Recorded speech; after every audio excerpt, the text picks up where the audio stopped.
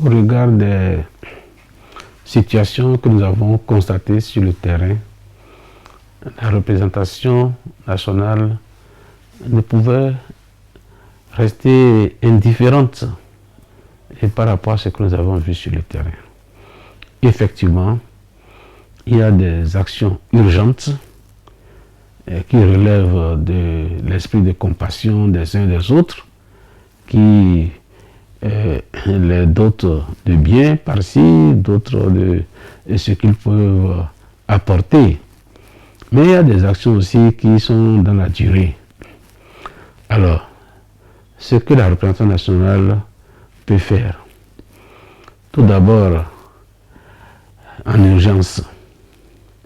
En urgence, nous avons apporté notre modeste contribution pour soulager un tant soit peu les peines de nos concitoyens frappés par cette catastrophe. Ensuite, il y a les mesures à court terme que nous pouvons envisager de par nos prérogatives de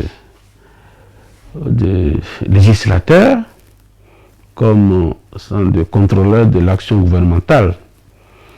Lorsque nous prenons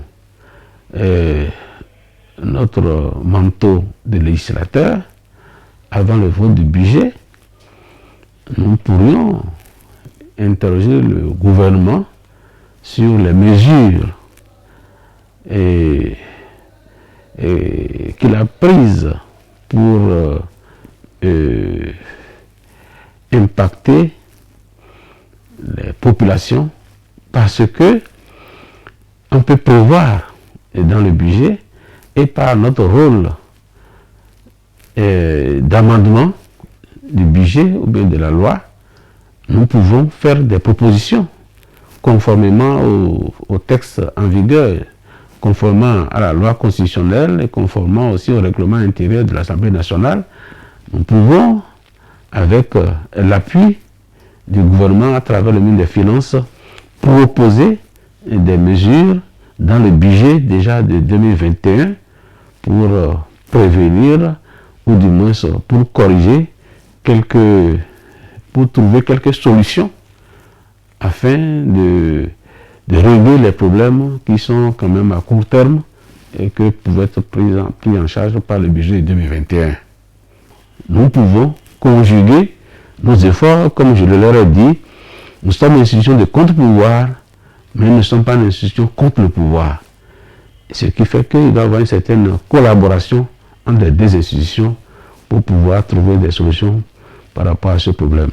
Ce qu'on peut encore faire à moyen terme, la possibilité de faire des digues par rapport au fleuve Niger, qui vont nous permettre demain aussi de faire des réserves d'eau et de résoudre le problème de pâturage, de résoudre le problème de fourrure, de résoudre beaucoup d'autres problèmes par rapport aux cultures maraîchères, à la culture du riz et autres. Donc, ça là aussi nécessite un financement. C'est ensemble, et le gouvernement, et le Parlement, que nous devons nous donner la main pour trouver des solutions plus durables.